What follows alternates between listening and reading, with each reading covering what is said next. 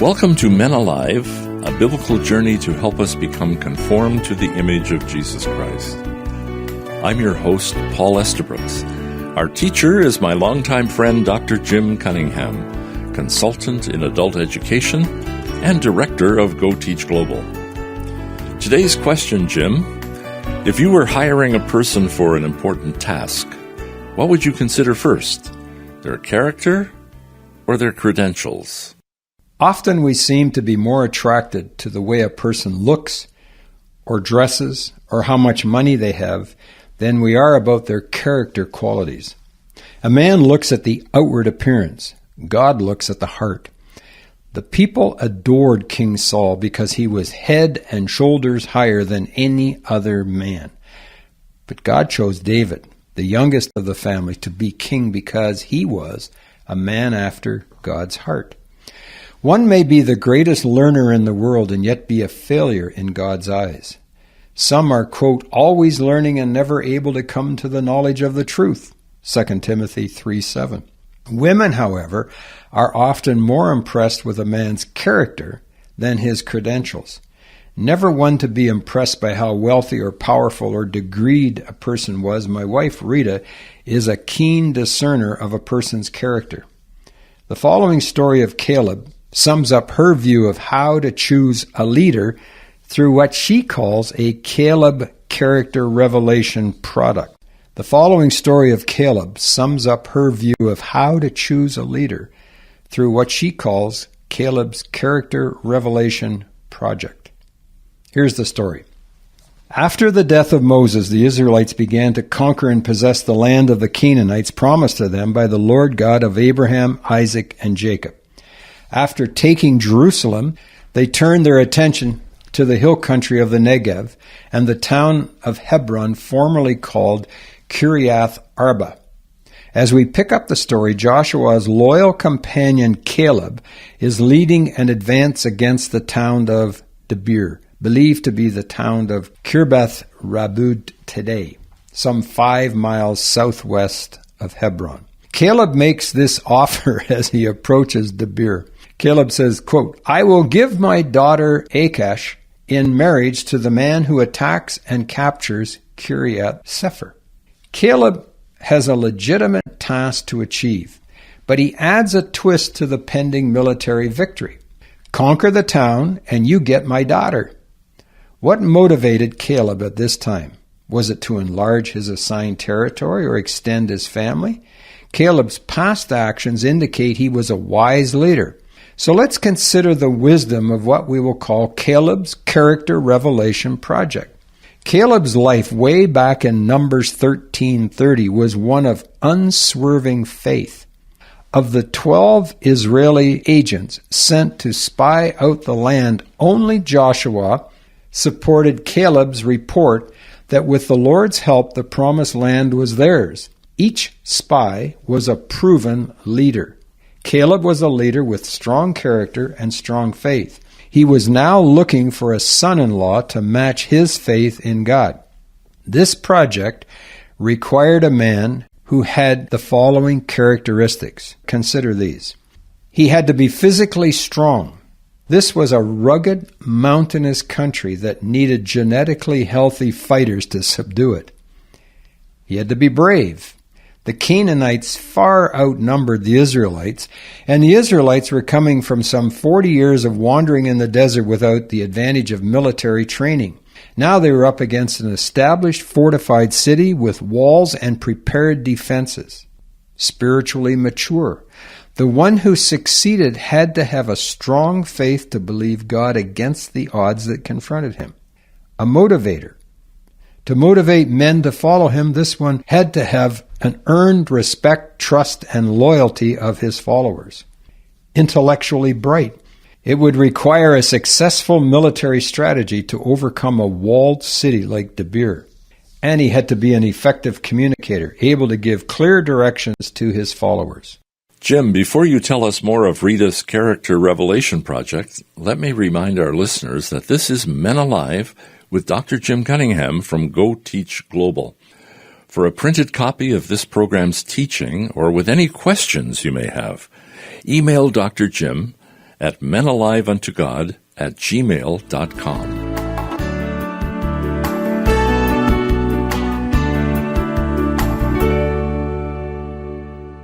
These programs are based on the book by Dr. Jim titled Men Alive, Conforming to the Image of Jesus Christ. This book, written by Dr. Jim Cunningham, is available on Amazon.com and at GoTeachGlobal.com.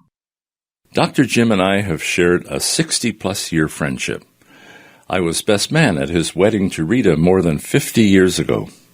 I can attest that Jim has spent his lifetime gaining insights on the 12 primary roles of a man. I have also witnessed his lifelong goal to be conformed to the image of Jesus Christ.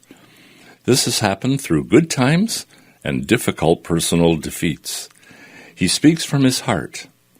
Read, listen, and watch more of his teaching on our website, GoTeachGlobal.com.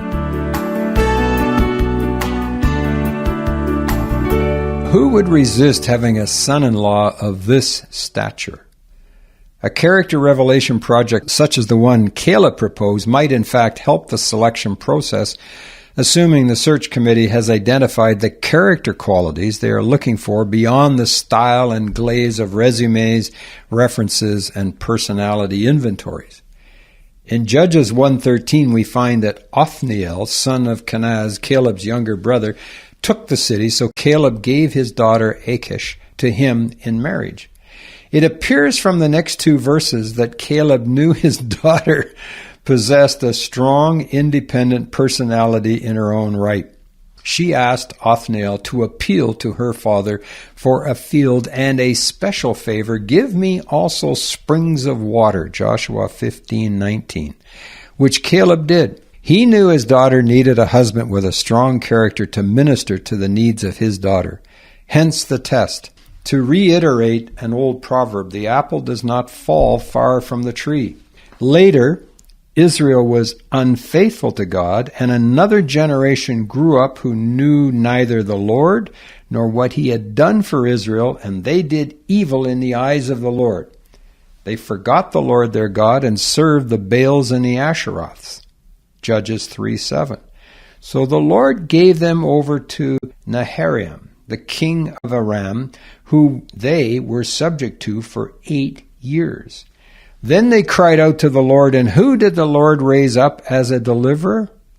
Othniel, son of Kenaz, Caleb's younger brother.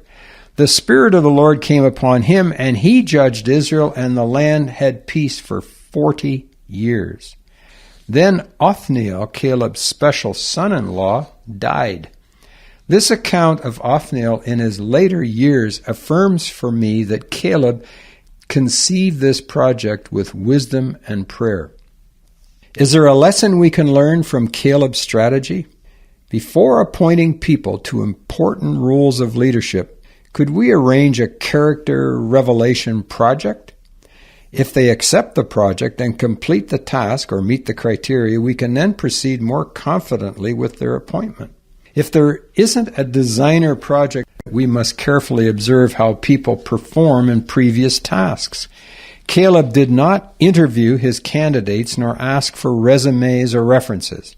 I'm not suggesting we eliminate any of the current search mechanisms we use to choose leaders. However, I do believe that many candidates for leadership roles have successfully provided all the required details, overcome the search committee's hurdles, and proceeded down the path to failure due to character flaws that go undetected until it is too late. Rita, my wife, like some other women, has a legendary level of discernment about people's character. As a nurse entering a room of psychiatric patients, she was trained to read body language, look at their eyes, listen to their tone of voice, all for her own physical safety. But as a godly, spirit-filled woman, she elevated this training to a higher level of spiritual discernment. One time she was introduced to a Christian educator in a public meeting. After spending a short time in his presence, she said to me, "Make sure you never leave me in a room alone with that man." "Why?" I asked, like a dumbfounded husband. "What did he do?" "He did not do anything." Then she added, "I cannot respect him. he asked me some very inappropriate questions and made some arrogant and dictatorial comments that made me feel very uncomfortable. And I do not trust his eyes.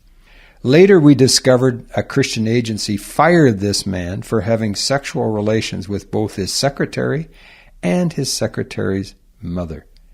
His impressive speech and credentials distracted the directors of the ministry who hired him. Rita discerned something was wrong by his demeanor in a blink. She discerned he was unable to walk humbly with respect. Many men do not realize that if they watch pornography or fornicate as a single man or commit adultery as a married man, it affects their eyes. When they look at a woman, the woman can see their inner character revealed by their eyes, body language, and countenance. A character revelation project such as the one Caleb proposed might help the selection process of a godly leader, assuming the search committee has identified the character qualities they are looking for beyond style, resumes, references, and inventories. Our character is to become conformed to the image of Jesus Christ. Just as a potter shapes a lump of clay into a pot, we are being formed by the loving hand of God to become conformed to the character of His Son, Jesus of Nazareth. It's something to ponder, men. Thanks, Jim. There you have it for today, men. We become alive unto God when we receive Christ, and our daily actions and reactions become conformed to the character of Jesus Christ. Pastor Peter Matenge from Nairobi, Kenya says, men are missing in leadership in our culture. Women, wives, mothers, and daughters, are giving the predominant leadership role in the home and church. Men need practical help and courage to graciously accept and lovingly fulfill their biblical roles. Dr. Jim's book has given us biblical insights and an understandable framework for this to begin. This book, Men Alive, Conforming to the Image of Jesus Christ, written by Dr. Jim Cunningham, is available on Amazon.com and at GoTeachGlobal.com. For a printed copy of this program's teaching, or with any questions you may have, email Dr. Jim at menaliveuntogod@gmail.com. Men Alive is a production of Go Teach Global. For more information, go to our website at www.goteachglobal.com. Until next time, I'm Paul Estabrooks on behalf of Dr. Jim Cunningham, encouraging you to be men alive, conformed to the image of Jesus Christ.